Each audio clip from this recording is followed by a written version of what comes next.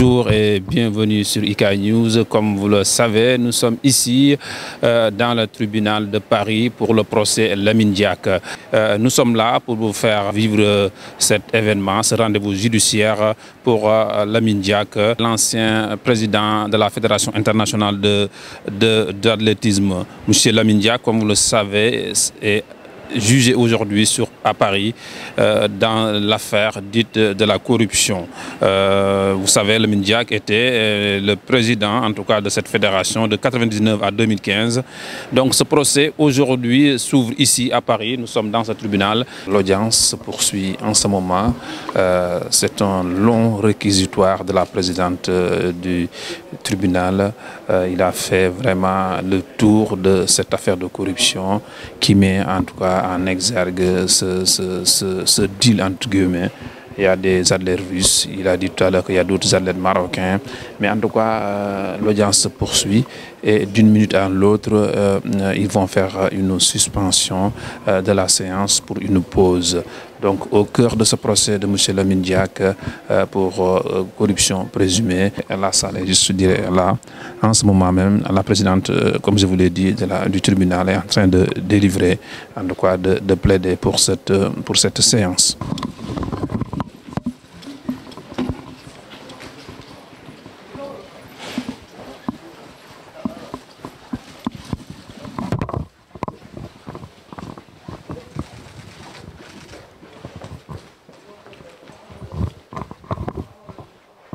C'est-à-dire que les dirigeants de l'IAAF sont là pour montrer l'exemple et sanctionner les contrôles positifs. Et là, ils ont caché ces contrôles, enfin, du moins les passeports biologiques. Et du coup,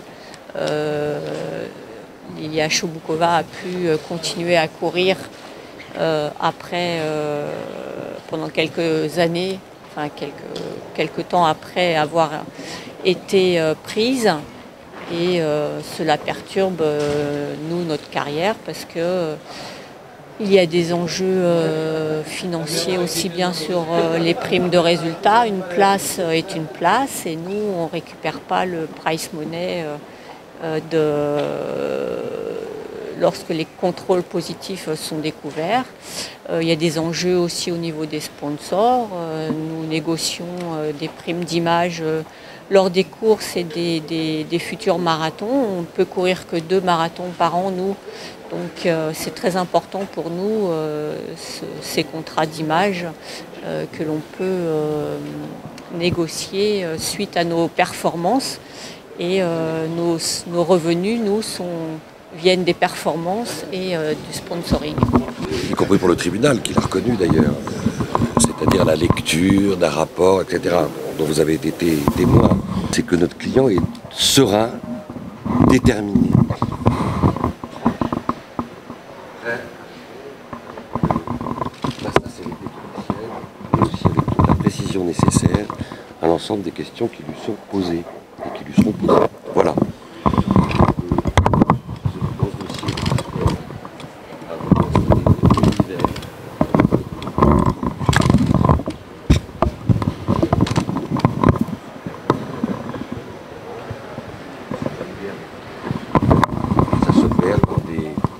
Des rapprochements intellectuels, des rapprochements chronologiques. Et enfin, il y a beaucoup de flou dans ce dossier qui subsiste. Comme nous allons le faire, tirer toutes les conséquences de la déconstruction des charges à laquelle nous allons nous atteler pendant toute l'audience. Voilà. Si c'était suffisant pour entrer en voie de condamnation, on s'en serait tous aperçus. Donc ça ne peut pas être suffisant en soi. Voilà, merci. Il le faisait sans intérêt personnel d'argent. On va le rappeler au tribunal et les éléments du dossier d'ailleurs nous démontrent. Extrêmement serein et sincère, et il ne faut pas croire que parce qu'il y a effectivement des virements, parce qu'on parle de sommes importantes, qu'il y a forcément corruption. En ce qui le concerne, il a eu un rôle qui était un rôle de présidence. Ce n'était pas en trésorier, il n'était pas chargé du marketing. Et je rappelle d'ailleurs que parmi ceux qui le poursuivent aujourd'hui, puisqu'on peut considérer que l'IAAF, nouvelle version, se met à la place du parquet. Il y avait un certain monsieur Sébastien Coe, qui est l'actuel président de l'I2AF, et qui, à l'époque, était vice-président. Il était vice-président pendant de nombreuses années. On peut s'étonner qu'aujourd'hui, tout le monde tape sur Lamine Diack sans éléments précis et en oubliant tout ce qui était autour de lui. Lui nous dit et va démontrer que, en ce qui le concerne, sa seule préoccupation, c'était l'intérêt de l'IAF. C'était de défendre l'intérêt de l'IAF et préserver les ressources financières. Et tout ce qui a été fait est fait sur la base de contrats, des contrats qui ont été validés par ceux qui étaient là. Il y avait des rapports qui étaient faits, des rapports annuels au niveau du marketing, mais aussi des réunions permanentes, des réunions périodiques. Et au cours de ces réunions, nous n'avons pas vu dans le dossier une seule fois quelqu'un critiquer la gestion. Un rapport a été fait au moment de son départ, notamment à l'occasion du congrès de Nassau, aux Bahamas. Et lors de ce congrès-là, tout le monde a salué le travail qui a été fait par lui. Et on verra pendant la procédure qu'il a même été proposé à Lamine Diack de rester encore après 2016. Non pas comme président, mais comme personne pouvant continuer à conseiller la nouvelle équipe. Alors, donc, venir dire maintenant en 2020, ah oh là là, sa gestion était catastrophique, il ne respectait rien. Je pense que c'est non seulement un manque de reconnaissance, mais c'est aussi une volonté de nuire, une volonté de faire une présentation erronée des faits. Rien à dire, nous avons 10 jours là. Voilà. J'aurai l'occasion de vous parler. Je m'attends depuis 5 ans. Voilà. Vous m'avez jamais entendu, hein? Il réserve ses explications. J'ai vu des gens mis en examen, et contrôle judiciaire le soir à Antenne 2. Donc j'aurai l'occasion. Vous pouvez parler. Il aura l'occasion de s'expliquer devant le tribunal. De vous parler, bon. Voilà. Clairement, malgré recevoir de tout le monde.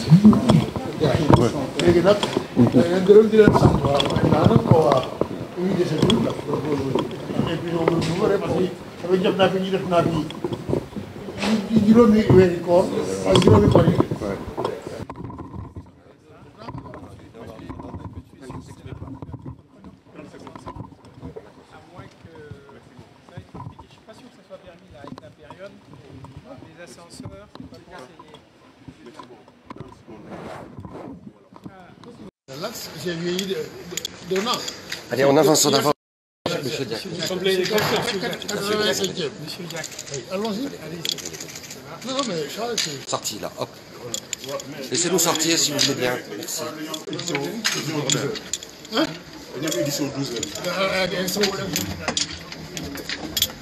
Donc ce sont les conditions du direct. Nous sommes ici au tribunal de Paris avec...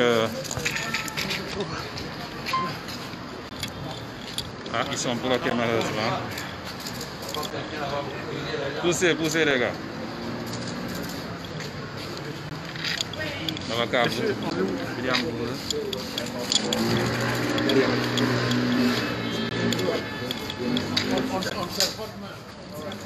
C'est...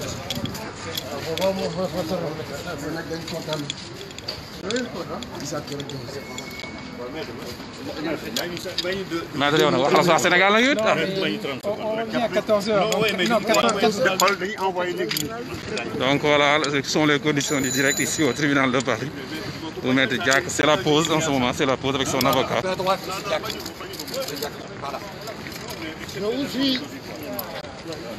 On essaie de négocier.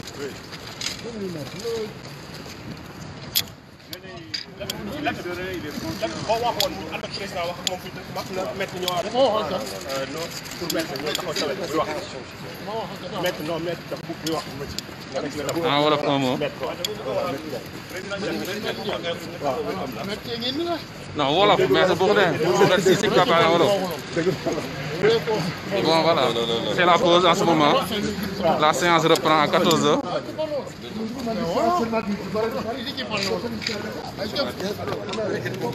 Désolé, hein, des fois, ce sont les conditions directes.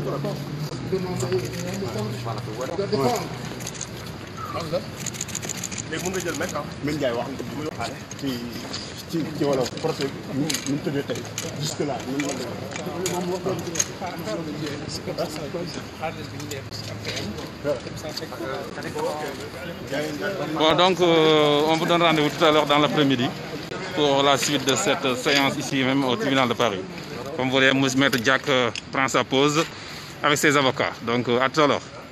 Nous sommes ici donc au tribunal de Paris, comme vous le voyez ici. Donc ça se passe ici la séance, ce sont les conditions du direct.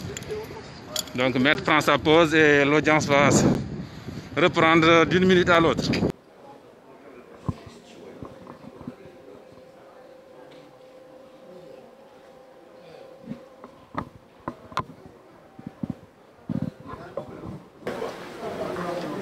L'audience se poursuit donc à l'intérieur de cette salle, la salle 213. Je vous rappelle, le procès de Lamine Diack s'est ouvert aujourd'hui, lundi 8 juin, ici à Paris même. IK News, au cœur de l'actualité, vous fera vivre, en tout cas, est en train de vous faire vivre cet événement depuis Paris même.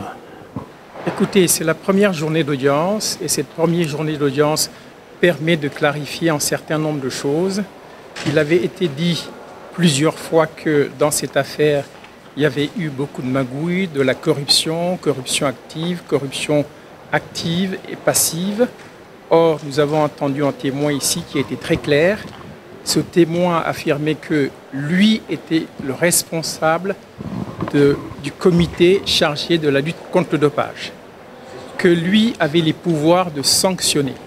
C'est lui qui a eu les pouvoirs de notifier aux différentes fédérations les charges qui pesaient sur leurs athlètes. Voilà. Il a également dit que M. Lamine Diack ne s'est jamais immiscé dans la gestion de ces cas-là au quotidien.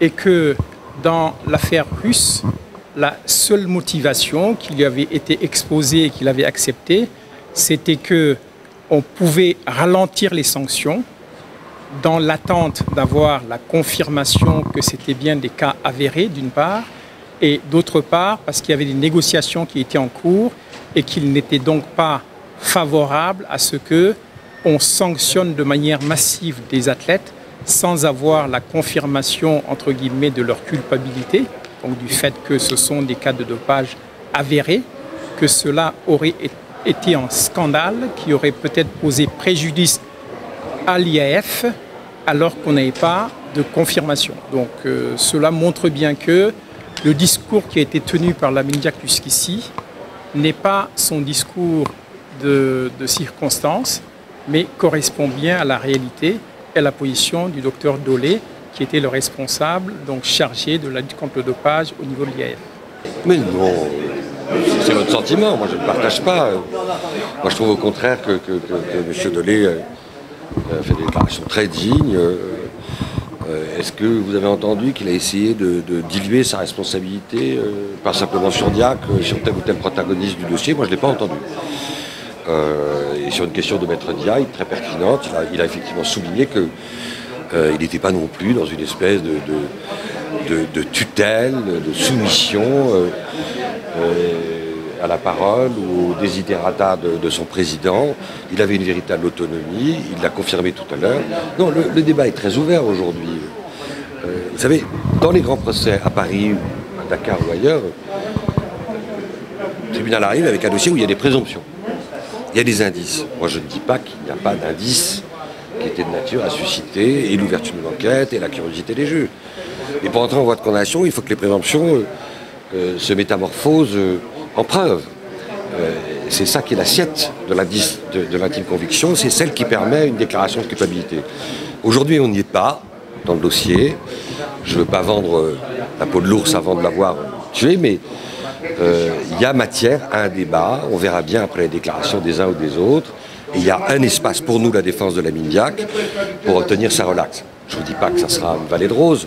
Je vous dis que c'est possible au regard des approximations, des amalgames et des confusions qui égrènent en permanence le réquisitoire, qui est donc l'acte d'accusation. Voilà.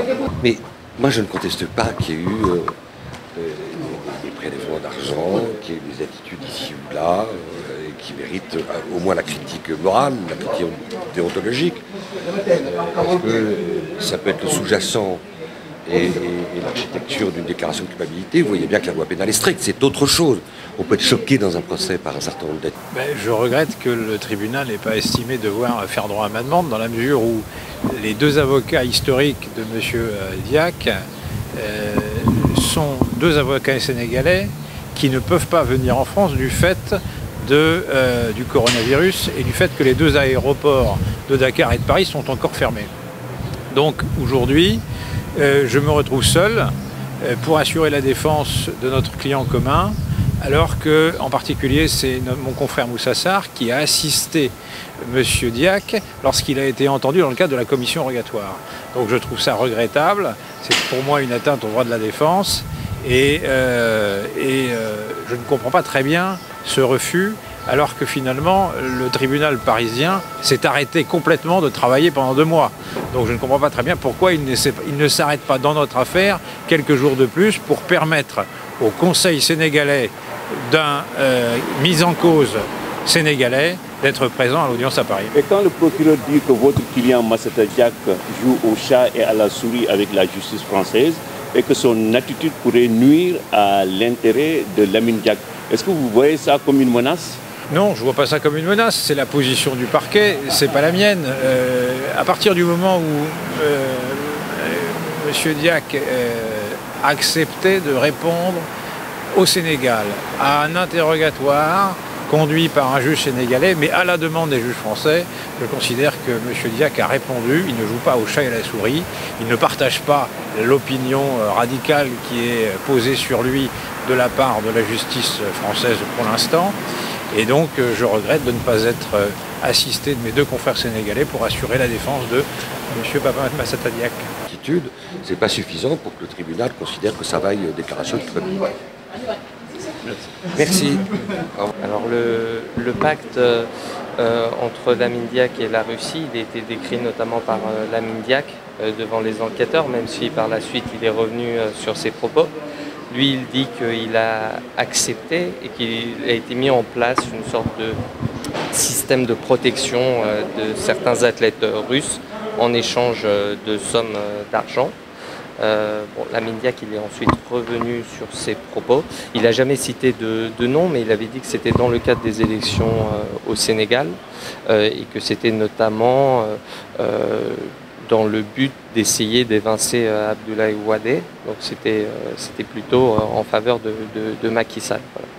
Lamine Diack, il a juste, devant les enquêteurs, Lamine Diack, il a reconnu avoir touché de l'argent, enfin pas forcément lui personnellement, hein, mais dit qu'il y a eu de l'argent versé par les Russes pour mettre sous le tapis des cas de dopage dans l'athlétisme russe.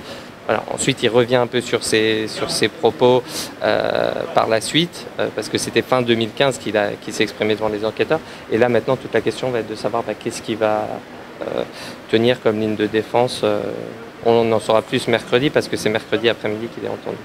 Ce qu'on peut attendre, c'est que les différentes auditions des prévenus nous éclairent un peu sur le fonctionnement de la Fédération internationale d'athlétisme au début des années 2010, sur le mode de gouvernance, sur les relations parfois justement et effectivement qui mêlent un peu de sportif, de politique.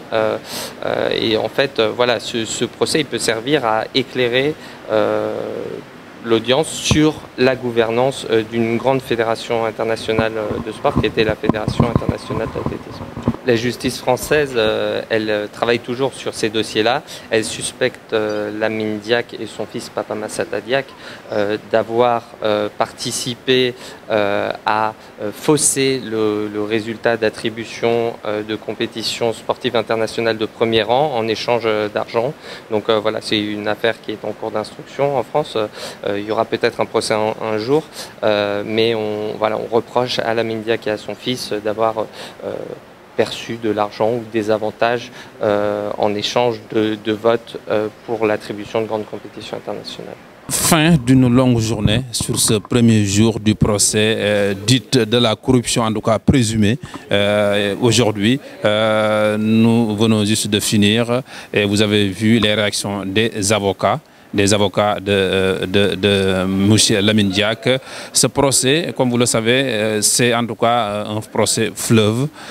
Nous avons vu que un des témoins clés, ou en tout cas acteur clé de ce procès, M. Gabriel Tolé, qui était en tout cas le patron du département antidopage, il s'est exprimé tout l'après-midi. On lui a posé plusieurs questions sur son rôle, sur son inaction, sur les enveloppes qu'il a reçues du fils de Lamine Diack, Pape Massata Diack.